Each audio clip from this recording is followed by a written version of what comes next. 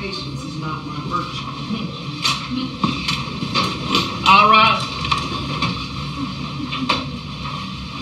To feed you, in as much as we are not letting you move about. I'm assuming that the person may have had some difficulty getting in the building. I don't know. But I did want to do a little bit of work in the meantime, because I know that in as much as we are sequestering you, every minute counts, and every minute that we waste is a time away from your family. So I don't want to do that. With that being said, is the state ready to proceed? The state is ready, Your Honor. Defense counsel, are you ready? Defense is ready, Your Honor. All right.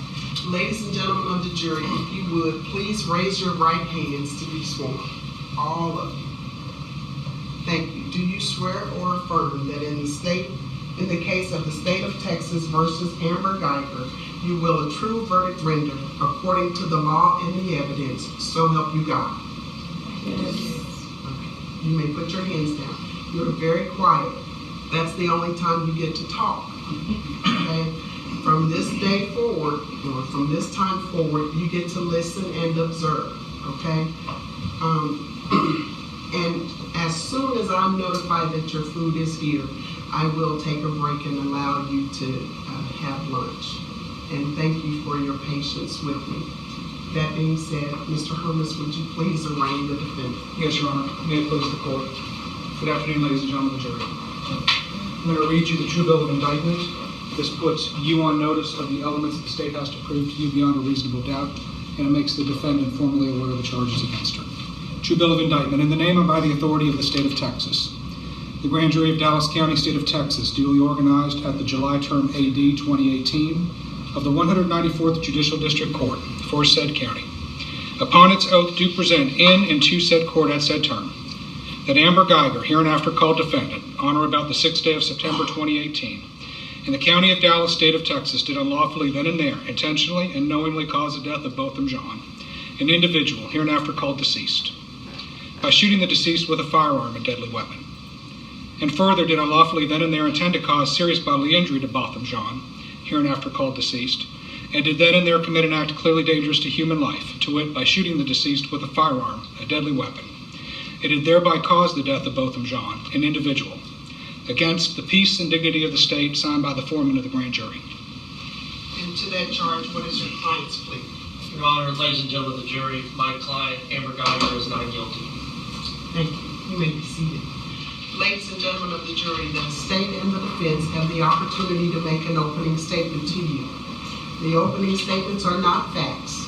They are simply an overview of what each party believes the evidence may show. With that being said, will the state make an opening argument? We will, Your Honor. May I proceed? Yes, please. Good afternoon again, ladies and gentlemen. I want to say before I begin, on behalf of the District Attorney's Office and this dedicated team of prosecutors, and even more importantly, on behalf of the family of Botham John, Allison, Bertram, Brant, Elisa, and the rest of the family, we sincerely thank you for your service in this particular case. Now, the state of Texas, we've been waiting to present our evidence to a Dallas County jury for more than a year now, so I'm not going to take up any more of your time. I want to introduce the complainant to you. This is Botham Shem John. By all accounts, Bo was a wonderful, decent, kind man. On September the 6th of 2018, Bo was 26 years old, and he was sitting inside his apartment, the sanctuary of his own home at the Southside Flats. He was doing no harm to anybody, which was his way. As a matter of fact, the evidence is going to show you that he was sitting in his living room in shorts and a t-shirt, watching TV, eating a bowl of vanilla ice cream. What any one of us would have been doing. When all of a sudden, Amber Guyger comes through his front door, uninvited. The light from the hallway must have flooded his apartment. The noise from the door must have scared him to death. As Bo was trying to get up off the couch to find out what this intruder is doing coming into his home, She's leveling off her gun, having acquired her target, and she shoots at him twice. No opportunity for de-escalation. No opportunity for him to surrender. Bang, bang, rapid, double tap. One of these bullets, we don't know which one hit him. We know there were 2 shots. One of them landed where it was aimed. The other one goes past Bo, goes through his back wall and into the darkness of the city behind. Thank God nobody else was hurt, because it's all residential behind there.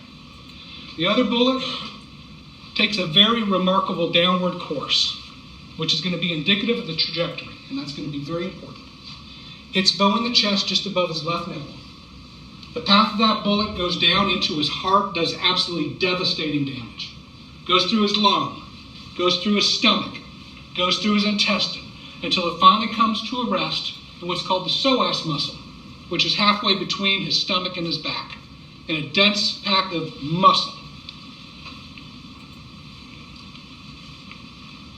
This path is very revealing because it is consistent with the fact that Bo was getting up from his seated position and facing the door as Amber Guyger was coming into his home. The only other reasonable position that would explain that kind of a path is equally as innocuous for Bo. It would place him in a cowering position, hiding behind a 3-foot wall, a few feet in front of him, that separated him from the shooter. Now, the effect of this bullet was catastrophic. Bo had, as in medical examiner parlance, had a couple of steps of purposeful movement left in his body before he fell to the ground. And there he lay, on his back, in his home, bleeding to death, alone with his killer.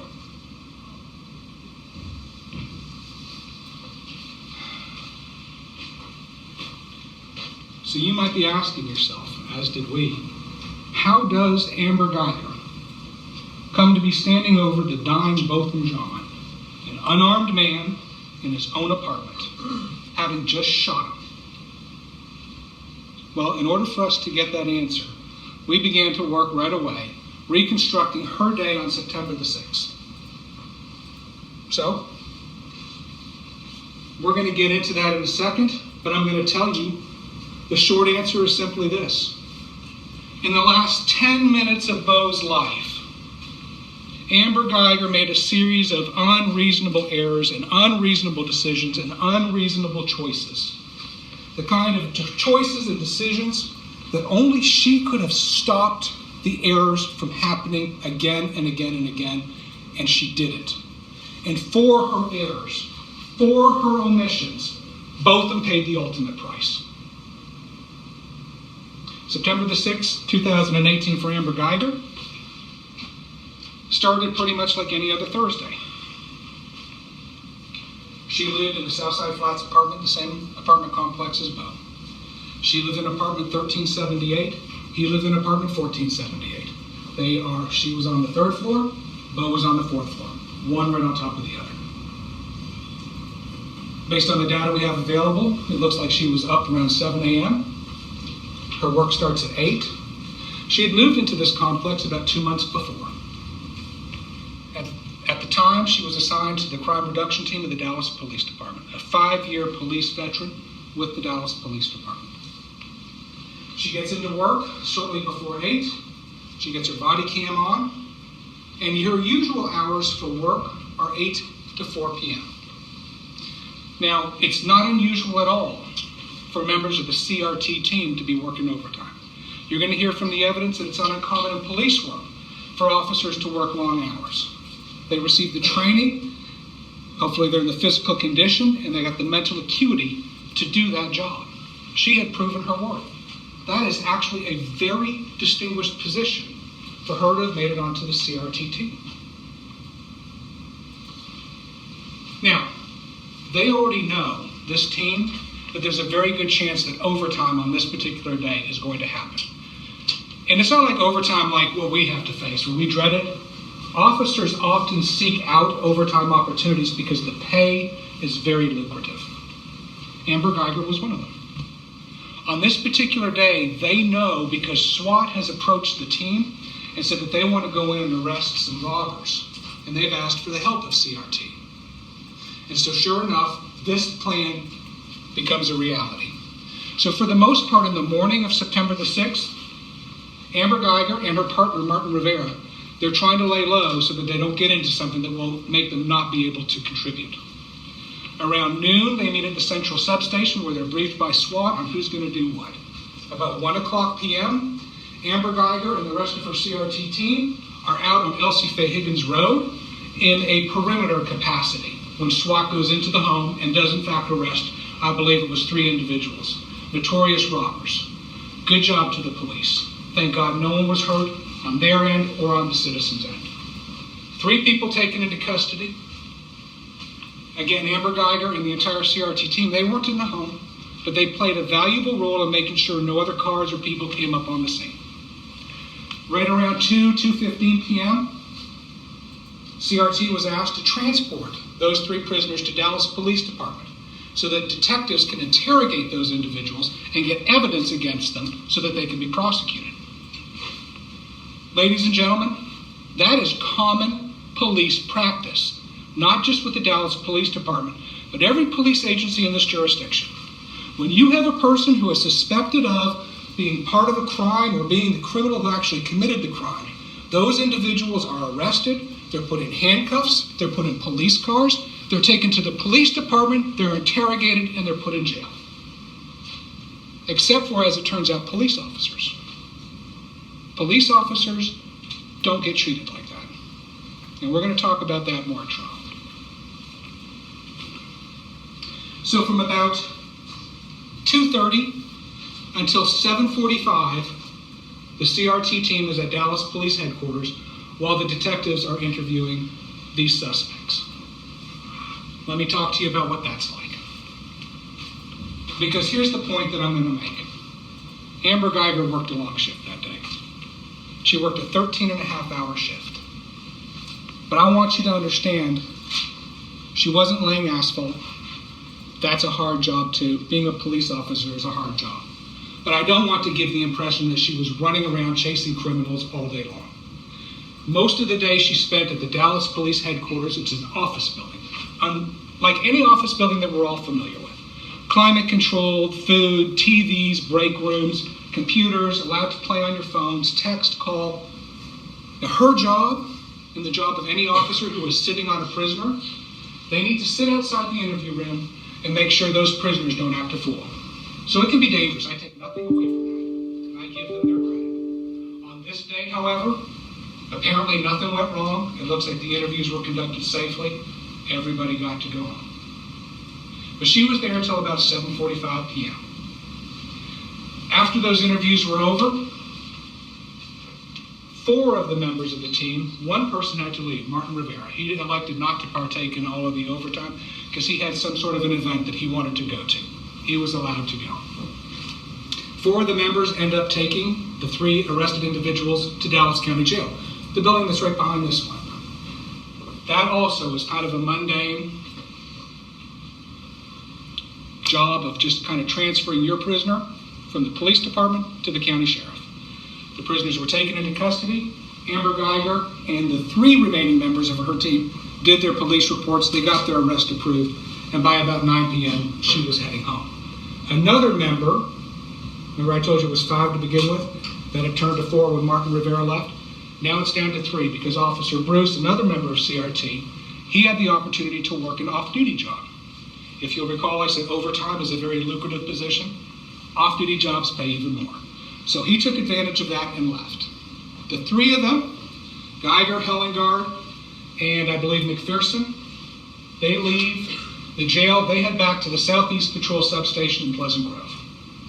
She gets back there shortly before 9:30. She docks her body-worn camera in the recharging station, and she fills out her overtime card. Her overtime card is going to be admitted into evidence. Now, it is going to say that she wrote it down, 8 until 9:45. That's not accurate. She worked 8 until 9:30. It's not a big deal. I just pointed out because it is a difference, and I don't want you to think that we're misrepresenting anything to you. Apparently, it's common practice to add in an extra 15 minutes in case they have to remove gear from cars. She didn't do anything untoward, but in fact, she left about 9:30. As she's leaving the substation at 9:30 p.m., she sends a message, a text message. Actually, it's a Snapchat message with a text associated with it to her partner, Martin Rivera, and she says, "Want to touch." So I think it's important for me to take a moment and let you know something else. Amber Guyger had been with CRT about 1.5 years. Most of that time she worked with Martin Rivera. Their relationship was more than just professional. For about the last year, they had been intimate. And that relationship kind of ebbed and flowed. Coming upon more recently into September, it looks like that intimate part of their relationship was kind of ramping back up. But we know from the text messages, starting at about 5:55 p.m., Martin had already left. Remember I told you he had an event to go to? Starting about 5:55 p.m., they begin a text exchange. She's sitting on the prisoner at headquarters. He's wherever it is that he is. And a text exchange begins. This is just a sample. I need you to know this. They were talking multiple times throughout the evening by text, by Snapchat, and by MMS messages. I can't show you the images that they were sending back and forth to each other because the Snapchat application actually deletes those as part of its programming. I also can't show you the MMS images that were sent over her phone because they were deleted a day or two after this particular offense, and we were never able to recover them. But here's a select portion because I think it's very important for you folks to know that after a 13.5-hour shift, Amber Guyger did not have plans just to go home and crash or take it easy. There were plans that particular evening. Plans that were hatched about 5:55 between her and Martin Rivera. He writes to her, "When can I come over?" She replies, "You can come over after this." Referring to an image that had come across earlier. She indicates to him, "Super horny today too." He replies, "Me too." Then there were a bunch of other conversations going on throughout the night. He was checking in with her every 1.5 hours, and then she lets him know at 9:29:06. She sends him a text letting him know that she's barely walking out of the police station, followed by this indication, "Do you want to touch?" All right. By implication, clearly, we believe that there was some event, some date, whatever you want to call it, planned for after this call was over, based on their conversation that was exchanged with text. At 9:38 p.m., Martin Rivera calls Amber Guyger's phone and they begin a 16-minute and 44-second telephone conversation. She is talking to Martin Rivera on the phone from the substation all the way till she gets to her apartment complex and even while she parks in the garage. She actually goes into the garage, a controlled, gated environment, and we know that she actually pulls over. She doesn't go and park. Whatever the conversation was with her and Martin Rivera required her to pull off the lane of traffic in her parking garage and give him full attention. Maybe she had to write something down, maybe it was an intense conversation. What we know is that she pulled off. Now, Martin Rivera recalls this conversation simply being about her filling him in on the details of what happened after he left. All right? That's what he recalls it being. I submit to you there was something much more about that conversation. Because prior to that conversation, Amber Guyger was able to effectively do her job all the way until she left. When she got to the police station, she was able to effectively put her body cam up. She was effectively able to put in her overtime car. She was effectively able to get into her car, drive away, carry on a conversation, find her way home, take her gear in, put her gear out. She was operating like a normal person. After this conversation with Martin Rivera, there is a marked difference. That conversation ends at 9:55:21. At this point here, she gets back into the lane of traffic. But what's important, so I'm fixing to go through some of the stuff that happens in a short period of time after that. At 9:55:21, Botham has less than 3 minutes and 44 seconds to live. What happens in this 3 minutes and 44 seconds? Amber Guyger fails to park on the floor that she's supposed to. She drives up to the 4th floor and she parks there instead. That can happen. And I'm going to tell you folks, I'm not trying to be nitpicky. Any number of these things in isolation can be explained. It's a cumulative total in the comparison of her respective attentiveness before and after this call. She parks on the wrong floor. She actually backs into a parking spot in the parking garage on the 4th floor. From her vantage point where she is parked, all the way until she gets out of her truck, she drives a white Dodge pickup truck, and all the way forward until she walks into a skyway that connects to the apartment complex itself, you can see it's an open-air garage. You can see the elevation 180 degrees around. You can see the roof line of the apartment complex that you don't see from the 3rd floor. It is a completely different perspective. She fails to recognize that. Just like she fails to recognize that she's parked on the 4th floor. She then enters, she goes past a skyway that is also open right to her left and right, where she could look if she chose to, either side, and say, this isn't right. She either doesn't do that or it doesn't register either. She has a key fob that will allow her access to anywhere in the apartment complex. She uses that to walk into the 4th floor hallway. She has to go down 2 very long hallways now in order to get to what she thinks is her apartment. But in fact, she's walking towards Bo. It's a long walk. For someone as young and fit as her, maybe a minute or 2. But a minute or 2 is actually a long time for you to keep on missing repeatedly obvious signs that something is not right. She walks past 16 different apartments and fails to register the number 4 on any single one of them. Next to the door of this apartment complex, there's a lighted sign. And on the lighted sign is the apartment number. It's a little bit different than most apartments. Everyone that I've lived in growing up, they always have the numbers on the door. But she lived there for 2 months. She knew where the apartment numbers were located. And she walked past 16 of those without recognizing. Well, maybe the explanation for that is she doesn't look straight ahead when she's walking. Maybe she looks down. All right? There are floor mat differences. Not major, but enough that you would notice that something isn't right. As she gets to the end of the 1st hallway, there's a sharp left turn. On the 3rd floor, Miss Bly, a neighbor of hers, who lives in that corner apartment, she's got this really pretty decorative planter. It's big. It's tall. It's obvious. At least twice a day, you would think, for the last 2 months, Amber Guyger has walked past that decorative urn. And on this particular evening, it's not there because she's on the wrong floor. Doesn't register. Whatever is on her mind after that conversation has consumed her attention entirely. And she's missing obvious things. She then goes down the rest of the hallway because then she turns left.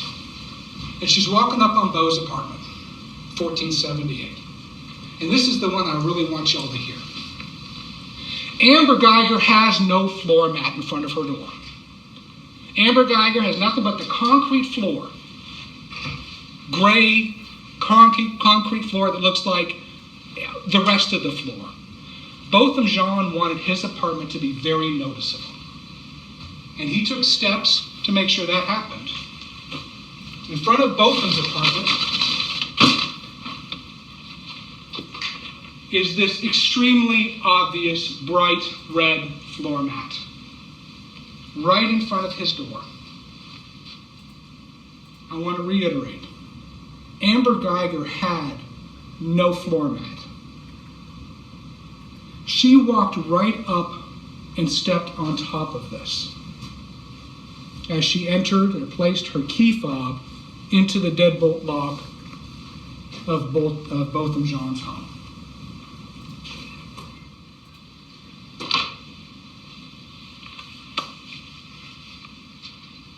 Now,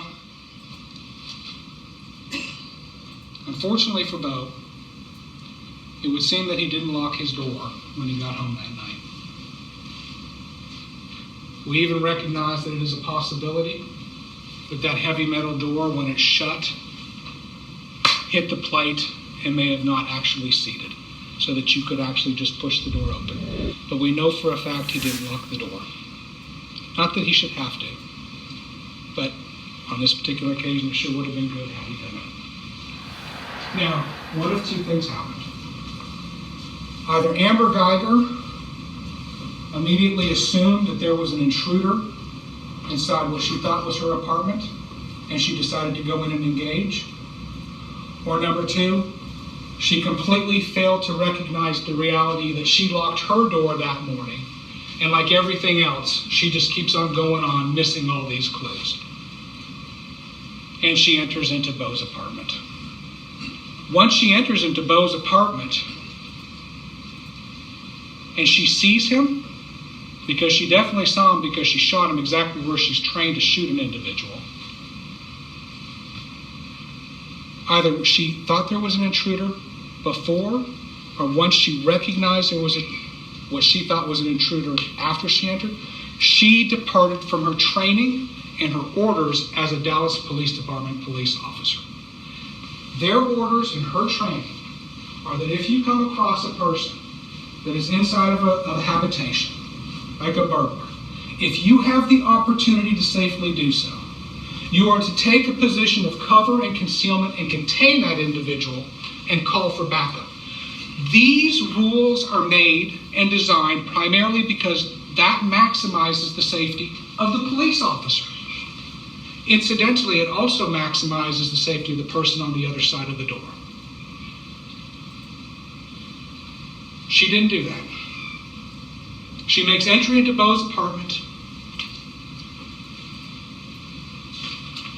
Either she shot him so quickly that she wasn't able to perceive, or she continued to not perceive the fact that his apartment is decorated very differently than hers. She has a huge table, like a half table, I would call it a baker's rack, that is right in her line of sight as that door opens. Bo has nothing like that. God bless Bo, but he was messy. His apartment was cluttered, the whole cabinet, the kitchen counter, covered with stuff. Hers is very neat. And it's not just the sensory details that she's failing to notice unreasonably. She's missing other sensory clues as well. Bo smoked marijuana. His sister's going to talk about why. He does it in his home. His home smells of marijuana.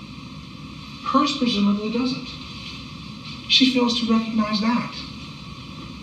All of these things that she's aware of, she just doesn't let them get here.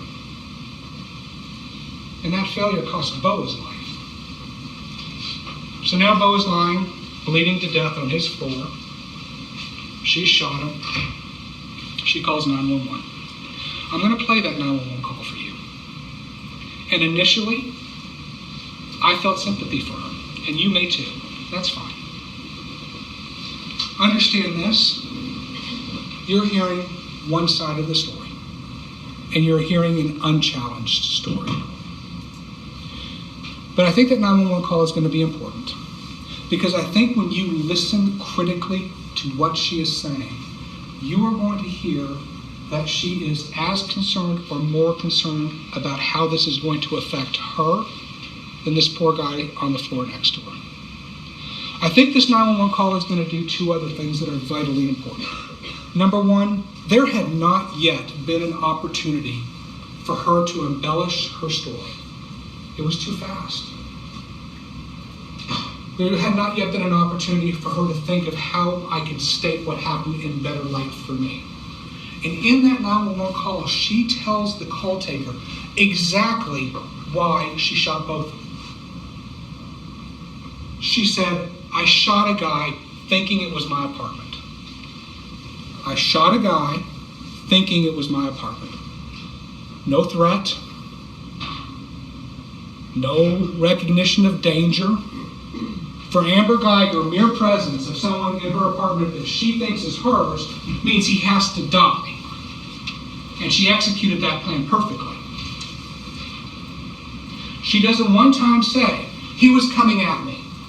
She doesn't one time say he had a weapon. She doesn't one time say he was scaring me. He made me fear for my life. None of that.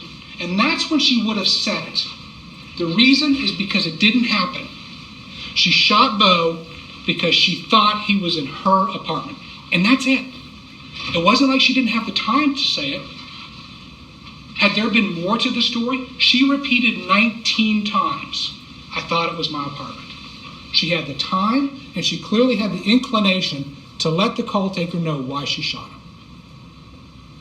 Not one time did she ever say Bo presented any threat to her at all. The second thing I think is vitally important about that 911 call is it lets you kind of know where she is at now. Because she is transitioning from wherever it is she was mentally to damage control. I think we can all agree on this. No matter what, in the 5 minutes that she's on that 911 call, as Bo is bleeding to death right down there on the floor, she should have been giving 100% of her attention to that man. 100%. Whether she'd be performing CPR, which she might have done, I don't know. Or even if she was just comforting him in his last moments. She should have made it her point of existence to take care of that man. But you're going to see from the record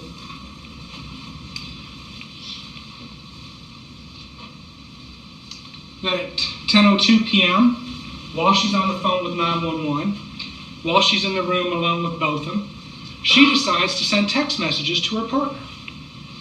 She writes to her partner, "I need you, hurry," at 10:02:25. And then again, she gets the phone, manipulates in such a way so she can send another text to Martin Rivera at 10:03:03 saying, "I fucked up." This is Amber Guyger thinking about herself. We also know that when the first responding police officers got there, Amber Guyger wasn't inside taking care of Bo. She was outside in the hallway waiting on them.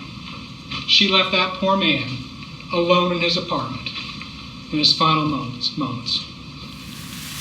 Incidentally, all of these texts I've shown you, and a whole lot more, were deleted off of her phone in the day or two after this offense was committed.